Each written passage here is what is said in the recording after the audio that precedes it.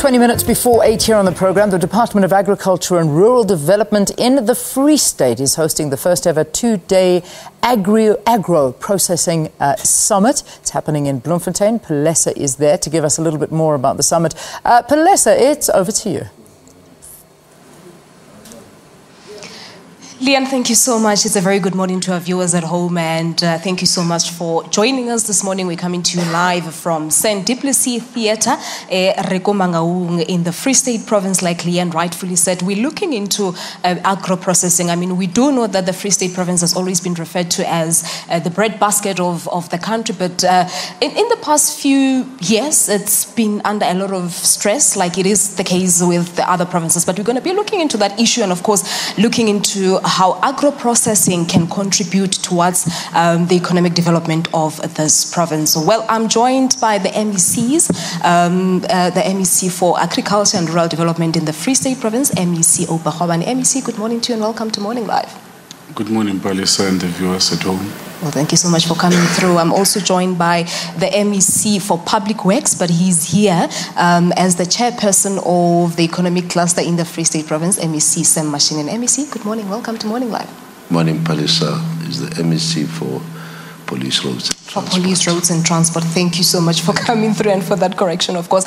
And we also joined by the MEC for tourism, economic development, small business. Everything is with this department, and of course he's going to be telling us as to how he will go about developing these businesses. Dr. Malakoane. Dr. Benny Malakoane, good morning to you and welcome to Morning Live. Good morning, Palesa, and good morning to the viewers at home. Thank you so much for coming through. And of course, we do have some practitioners in the house this morning. We're going to be taking some inputs from them and the questions, but you can also become part of the discussion here on Morning Live. At Morning Live SABC is our Twitter handle. We're using hashtag FSAgro, FS for Free State, and then Agro. That's the hashtag that we're using. You might have questions or comments on how things are looking in the Free State province in terms of agriculture, but it's only right and fair for me to greet everyone who is gathered here at St. Duplessis Theatre. But we're still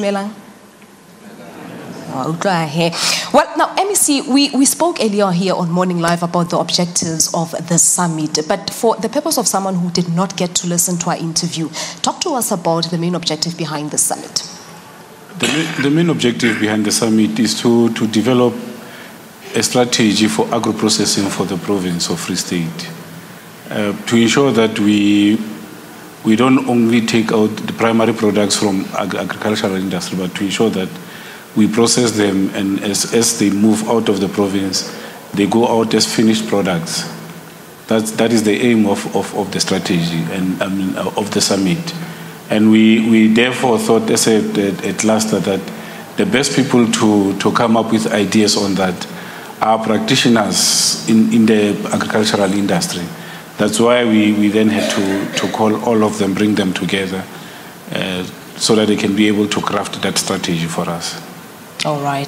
Well, now, MEC Mashinini, talk to us about the view of the economic cluster with regard to agriculture, of course, and bringing into the picture the radical economic transformation that the government talks about.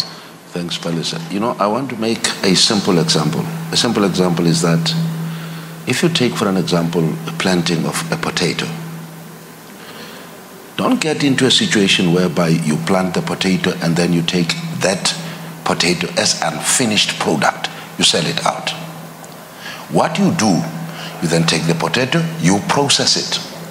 You can make number of things with it, and then you sell the finished product. So you've got number of options. The first option is that you can sell raw as it is, or you can then process it to make sure that out of that potato you can begin to get other things. I can tell you, you can go to many shops, you know, small business or even bigger shops. You'll find that you'll still get a product made out of potato. So the summit, it's about how do we then improve the economy, but don't sell the product as it is.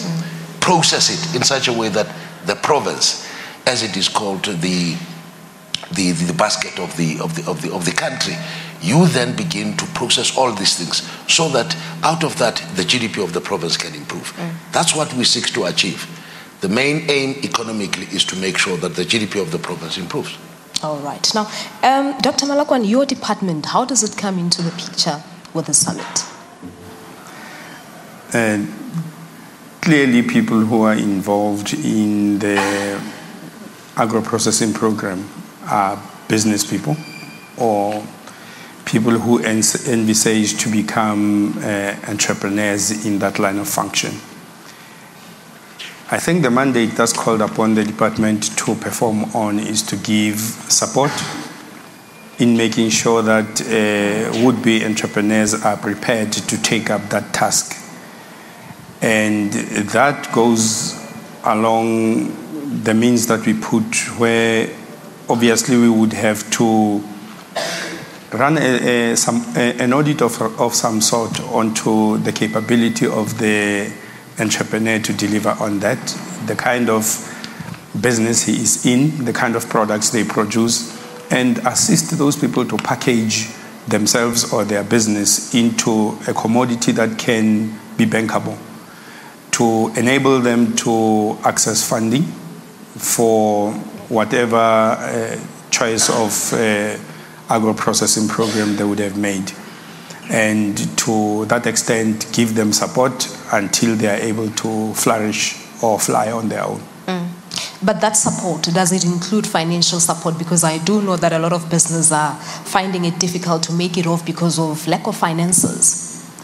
Well, of course, access to funding has always been a problem for businesses, particularly if you are to cast your mind back on how difficult it is or how averse the conventional funding sector, which is largely comprised of banks, are to funding startups or people who are emerging businesses now. As a department, we do not do direct funding. We do small business support through our small business development program, which entails ensuring that people who've got good business ideas with the potential to flourish are identified. They are put through a training program at our cost, and to build on the dream or the idea that they have.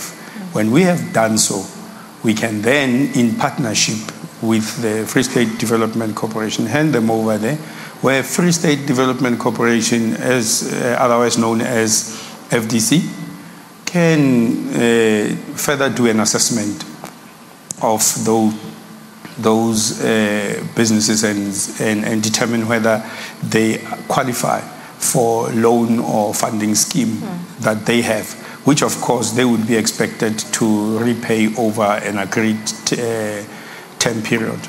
Not only do we do that with the Free State Development Corporation only, we also interact with the SIFA, or to also, which is a small enterprise funding agency, to ensure that they also have access to that kind of funding should they really meet the requirements of those funding agencies. What is difficult for us to enforce is for those whose businesses meet our desired intentions as to whether they see them the same way, whether FDC would see that kind of desire that we have a small business development program, or SIFA would see the same way. That's where the major challenge might emerge. So it really remains a challenge which we are here to stay with for quite some time, of making easier access to funding for entrepreneurs. We'll look into those issues. We're quickly going to take a break here on Morning Live. When we come back, we'll be able to take the conversation further. Stay tuned.